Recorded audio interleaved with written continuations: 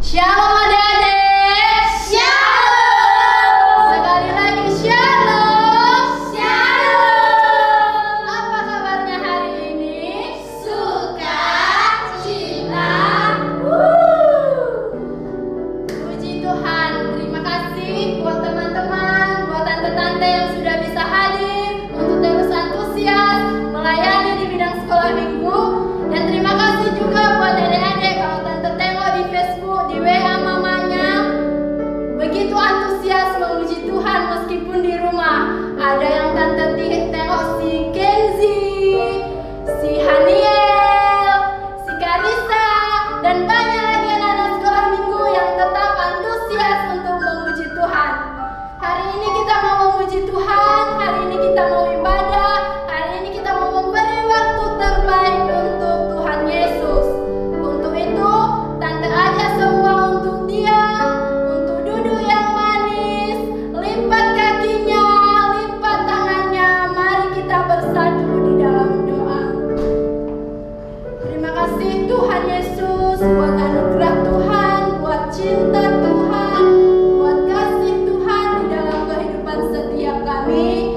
Sehingga kami Tuhan, pada hari ini kami mau memberi waktu, kami mau memberi hati kami untuk memuji dan memuliakan nama-Mu Tuhan Yesus. Tuhan Yesus, anak-anak sekolah minggu yang ada di rumah, kami percaya Bapa bahwa setiap mereka yang sudah siap mau memuji dan memuliakan nama-Mu, kami percaya bahwa penyertaan-Mu Tuhan selalu ada di dalam kehidupan mereka. Bapa yang baik, ke dalam tangan Tuhan kami serahkan ibadah kami. Biarlah Tuhan yang campur tangan sehingga Tuhan ibadah kami dapat menyenangkan hati-Mu Tuhan Yesus. Di dalam nama Tuhan Yesus kami sudah berdoa dan mengucap syukur. Haleluya. Amin. Mari adik-adik, semua masih dalam sikap doa. Kita tundukkan kepala, kita mau memuji Tuhan. Tangan pujian di hadapan Tuhan.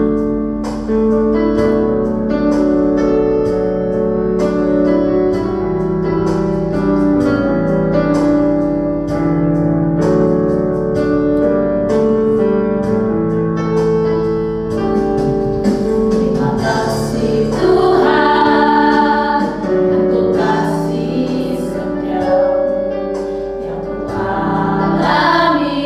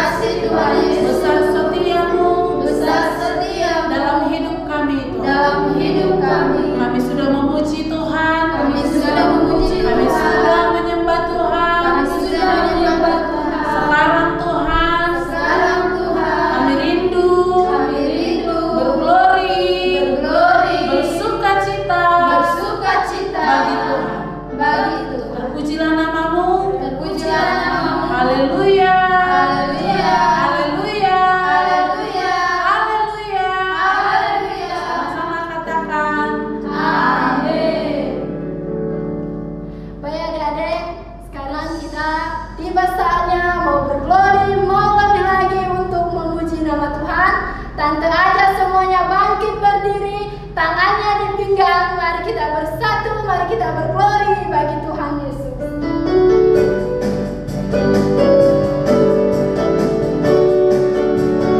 Mari kita mengangkat pujian hari ini, rasa bahagia.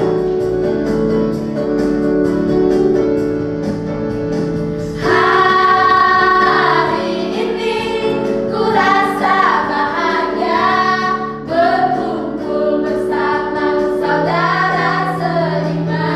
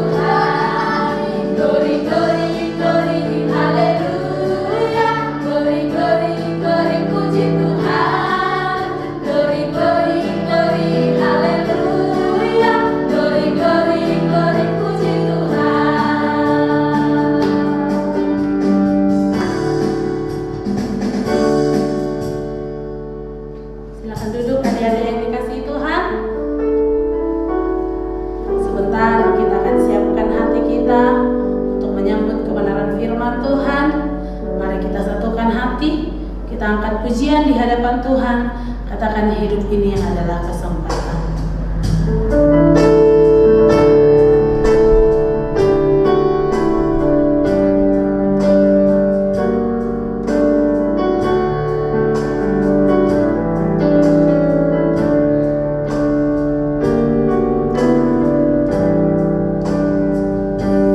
Hidup ini adalah kesempatan. Hidup ini untuk melayani Tuhan. Jangan sia-siakan waktu yang Tuhan beri. Hidup ini harus jadi berkah.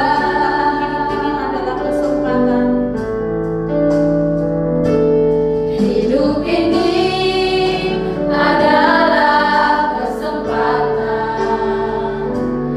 Hidup ini untuk melayani Tuhan. Jangan sia-siakan waktu yang Tuhan beri. Hidup ini harus jadi berkah.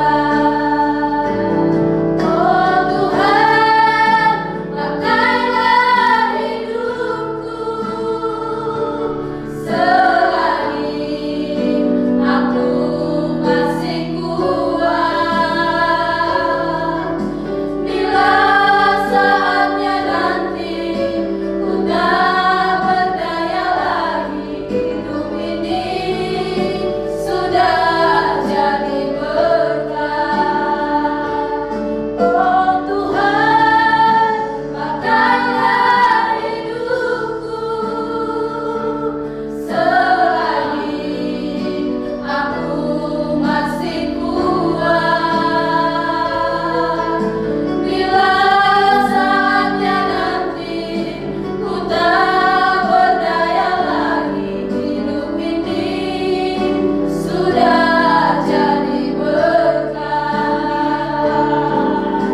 Bila saatnya nanti ku tak berdaya lagi, hidup ini sudah jadi berkah. Bila saatnya nanti ku tak berdaya lagi, hidup ini sudah jadi berkah. Shalom adik-adik. Shalom. Apa kabarnya hari ini? Tentu kabarnya sehat kan? Sehat karena penyertaan Tuhan. Nah, adik-adik, sekarang tiba saatnya kita mendengarkan firman Tuhan. Sebelum kita mendengarkan firman Tuhan, kakak ajak adik-adik lipat tangan, tutup mata, mari kita bersatu hati, kita berdoa. Bapa di surga, terima kasih Tuhan. Kami sungguh bersyukur buat kebaikan-Mu pada pagi hari ini hingga kami berkumpul bisa beribadah, memuji, memuliakan nama-Mu. Bapa di surga, sebentar kami akan mendengarkan sebagian dari kebenaran firman-Mu. Tuntun kami Bapa yang baik, urapi kami, hadirlah di tengah-tengah kami, terlebih Bapa yang baik. Engkau hadir di dalam setiap hati kami, agar apa yang kami terima, apa yang kami dengarkan, boleh memberkati kehidupan kami, dan boleh Bapa yang baik, firman itu kami lakukan dalam kehidupan kami masing-masing. Bapa dalam kerajaan surga, inilah hidup kami berserah, dan inilah ibadah kami serahkan dalam tangan pengasihan Tuhan. Adik-adik yang mau mendengarkan firman Tuhan, mari kita sama-sama mengatakan haleluya, amin. Baik, adik-adik, sekarang kita mendengarkan firman Tuhan. Kita sudah berdoa, kita sudah menyembah, memuji dan berglori bagi Tuhan. Adik-adik sudah siap mendengarkan firman Tuhan? Tentunya sudah dah. Baik, adik-adik, firman Tuhan pada pagi hari ini bertema kuasa Tuhan dapat melakukan mukjizat. Nah, luar biasa bukan? Dari temanya aja kita sudah mendengarnya, kuasa Tuhan dapat melakukan mukjizat. Mukjizat yang bagaimana ya? Nah, adik-adik tolong tenang, dengarkan, fokuskan, biar nanti kita tidak sia-sia mendengarkan firman Tuhan pada pagi hari ini. Nah, kita akan belajar dari salah satu tokoh Alkitab yang bernama Paulus dan Silas. Adik-adik pernah mendengarkan cerita tersebut? Jika sudah pernah, kini pada pagi hari ini kembali adik-adik mendengarkan cerita ini. Nah, adik-adik, Paulus dan Silas ini adalah seorang penginjil. Yang namanya penginjil artinya yang memberitakan kebenaran firman Tuhan kepada orang-orang yang belum percaya kepada Yesus. Nah, mereka adik-adik suatu hari mereka berjalan ke daerah Filipi. Nah, di perjalanan mereka melihat seorang perempuan yang dirasuki oleh roh jahat. Nah, perempuan ini yang dirasuki roh jahat ini pekerjaannya adik-adik tahu nggak? Nah, pekerjaannya itu adalah meramal masa depan manusia. Padahal itu yang berhak meramal masa depan manusia itu hanyalah Tuhan. Nah, tetapi si perempuan ini yang dijumpai oleh Paulus dan Silas ini adik-adik, dia meramal kehidupan orang-orang di sekitarnya di daerah itu. Nah, orang-orang di daerah itu pun mempercayainya. Kenapa orang-orang di sekitarnya mempercayai ramalan perempuan tersebut? Karena orang-orang di sekitar perempuan itu atau di daerah Filipi tersebut tidak mengenal Tuhan. Nah, ketika Paulus dan Silas melihat pekerjaan perempuan itu, Paulus berkata bahwa perempuan itu harus dituntun ke jalan yang benar. Nah, Paulus pun mendekati perempuan itu dan mengatakan dia harus percaya kepada Tuhan. Apa yang dikatakan oleh Paulus dan Silas kepada perempuan itu? Katanya, pergilah roh jahat ini dari perempuan ini. Nah, seketika itu juga adik-adik tahu apa yang terjadi? Nah, seketika itu juga roh jahat itu keluar dari tubuh si wanita tadi, seorang peramal atau yang namanya dukun. Nah, perempuan itu apa ekspresinya setelah roh jahat itu keluar dari tubuhnya?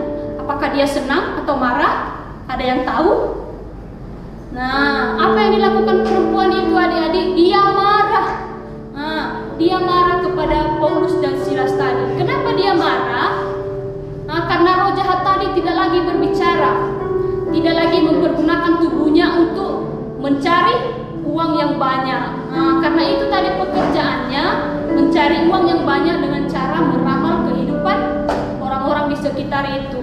Nah, karena dia marah, dia pun berteriak, ya, dia berteriak dan teriakannya itu didengar oleh orang banyak di sekitar itu. Sehingga pun orang banyak di situ menyeret Paulus karena tadi si dukun tadi mengatakan bahwa si Paulus dan Silas mengacaukan pekerjaannya. Nah, mereka pun menyeret, memukul Paulus dan Silas tadi. Karena saking marahnya mereka melaporkan Paulus dan Silas kepada pemimpin kota. Nah, setelah mereka melaporkannya kepada pemimpin kota, apa yang mereka katakan? Mereka bilang, orang-orang ini mengacaukan kota kita. Nah, mereka tadi mengatakan yang tidak sebenarnya karena mereka tidak terima kelakuan Paulus dan Silas terhadap dia. Nah, setelah itu adik-adik, pemimpin kota tadi mereka mencabik-cabik, mereka merobek-robek pakaian Paulus dan Silas. Ya, mereka merobek dan menyuruh orang-orang di sekitar itu mencambuk. Mencambuk itu artinya adik-adik apa artinya ya? Mencambuk berarti dan Silas tadi, dia menyuruh orang-orang banyak tadi untuk melukai Paulus dan Silas. Mereka menyiksanya sampai mereka adik-adik tidak bisa melawan lagi. Nah, adik-adik, kalau perlakuan itu diperhadapkan ke kita, apa yang kita lakukan? Tentunya kita membantahkan, kita membela diri, melawan. Akan tetapi Paulus dan Silas ini mereka tidak melawan. Ya, mereka tidak melawan. Mereka mengikuti aja itu. Apa yang diperlakukan kepada mereka tidak melawan, mereka pun tidak membalas ataupun memukuli orang itu. Nah, orang-orang tadi membawa Paulus dan Silas di penjara, ya. Paulus dan Silas tadi dipenjarakan. Mereka dipenjarakan adik-adik, padahal sebenarnya mereka tidak bersalah, karena orang-orang itu aja tidak berterima kebenaran firman Tuhan karena mereka belum mengenal firman Tuhan, ya. Mereka dipenjarakan, ya. Mereka dipenjarakan, dibawa di dalam penjara. Di penjara itu mereka ditaruh di tempat yang paling dalam, ya, yang paling jauh ke dalam, ya. Di dalam itu ada juga orang-orang yang dipenjara. Nah, setelah mereka dipenjara, mereka diikat, kaki mereka dibelenggu. Mereka dibelenggu itu artinya adik-adik diikat, ya. Kaki mereka diikat sehingga mereka tidak bisa lari dari penjara itu, ya. Nah, setelah itu di pertengahan malam, adik-adik tahu apa yang mereka lakukan? Nah, mereka di tengah ketakutan mereka, di tengah kesedihan mereka tidak mengeluh, mereka tidak pasrah, mereka tidak putus asa. Yang mereka lakukan adalah mereka berdoa dan memuji Tuhan. Nah, di situ adik-adik tahu mujizat Tuhan terjadi. Karena kenapa? Lewat doa mereka yang sungguh-sungguh, mereka sungguh-sungguh memuji Tuhan, menyembah Tuhan. Mereka meminta pertolongan kepada Tuhan. Mereka tidak menangis, mereka tidak mengadu kepada siapa. Mereka hanya mengadu kepada Tuhan. Nah, pada saat itu kuasa Tuhan pun terjadi. Ya, Tuhan mendengarkan doa mereka karena mereka berdoa dengan sungguh-sungguh, doa mereka dari dalam hati mereka. Ya, yang terjadi yaitu setelah mereka berdoa, terjadilah gempa bumi yang sangat dahsyat hingga penjara tadi pun runtuh, ya, runtuh. Itu ikatan-ikatan orang-orang di penjara itu terlepas, belenggu-belenggunya tadi pun terlepas, ya, sehingga mereka pun terbebas, ya. Nah, melihat kejadian itu, penjaga penjara itu tadi dia sedang tertidur waktu gempa itu. Setelah mengalami guncangan tadi karena gempa yang sangat dahsyat, dia terbangunnya karena kaget, ya. Dia melihat dikiranya orang-orang di dalam penjara itu telah melarikan diri. Nah, melihat kejadian itu, apa yang dilakukan oleh pejabat itu tadi atau penjaga penjara itu, dia berencana mau membunuh diri. Nah, dia mengambil pedang, dia berencana mau membunuh diri. Tetapi dengan cepat si Paulus dan Silas berteriak, katanya, apa yang kamu lakukan? Ya, kamu jangan bunuh diri, kami masih di sini.